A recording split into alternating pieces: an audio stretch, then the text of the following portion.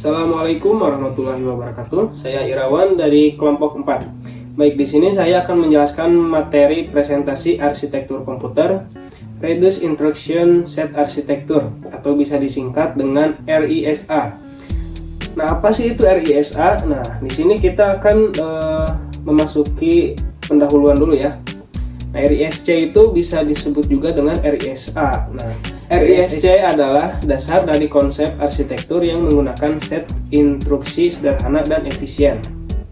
Sedangkan untuk RISA adalah penerapan dan pengembangan dari konsep ini ke berbagai arsitektur yang menggunakan prinsip yang sama. Nah, arsitektur ini bertujuan untuk meningkatkan efisiensi dan kinerja sistem dengan cara menyederhanakan instruksi yang dijalankan oleh prosesor. Selanjutnya ada sejarah dan fungsi utama ya.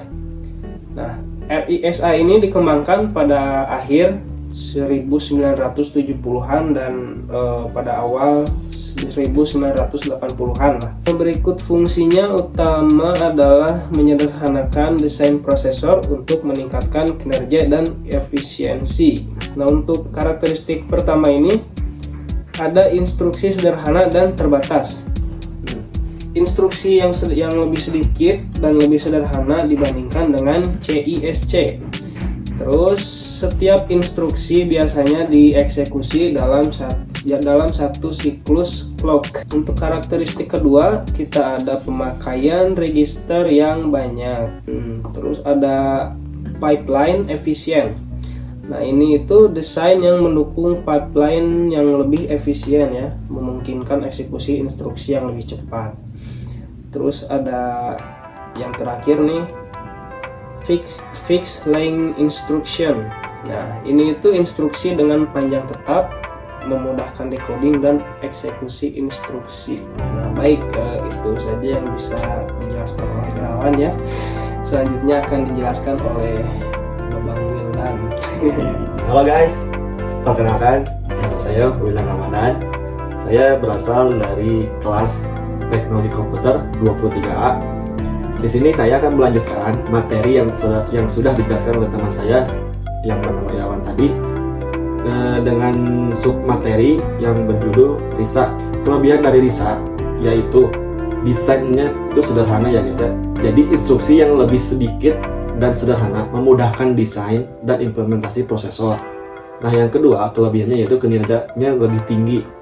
Kenapa? Kemampuannya itu untuk mengeksekusi instruksi dalam suatu siklus clock, meningkatkan kinerja prosesor. Nah, yang ketiga kelebihannya yaitu efisiensi daya.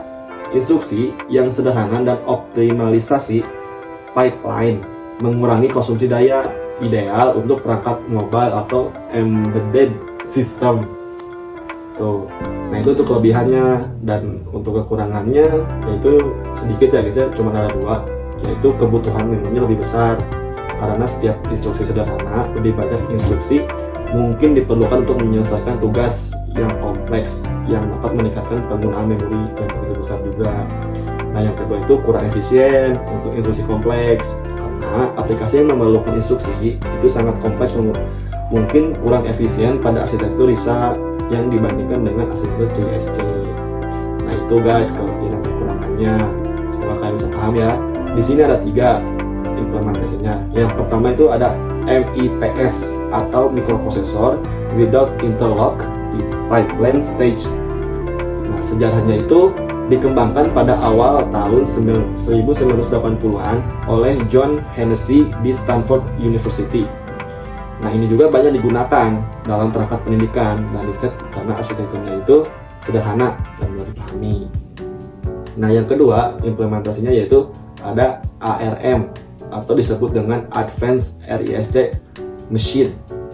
Sejarahnya itu dikembangkan di perusahaan ARM Holdings di akhir tahun 1980-an kalau nggak salah. Nah, yang kedua itu penggunaannya menjadi sangat populer karena di perangkat mobile itu efisiennya dalam penggunaan daya. Jadi bisa disebut itu hemat daya gitu. Nah, yang ketiga itu implementasinya ada SPARC atau Scalable Processor Architecture. Sejarah penggunaannya itu dikembangkan oleh Sun Microsystem pada akhir tahun 1980-an, sama kayak yang ke-1 yang kedua tahun. Dan untuk yang penggunanya itu dirancang untuk aplikasi kinerja tinggi seperti server atau workstation. Nah, itu untuk cara implementasi Risa. Nah, mungkin segitu saja penjelasan yang bisa saya tambahkan dari teman saya tadi bernama Irawan. Mungkin bisa jadi manfaat untuk kalian semua yang telah menonton video ini. Dan mungkin itu saja yang bisa saya sampaikan materinya ya guys ya. Teman saya tadi lupa. Sampai di sini untuk materinya saya pamit. Assalamualaikum warahmatullahi wabarakatuh.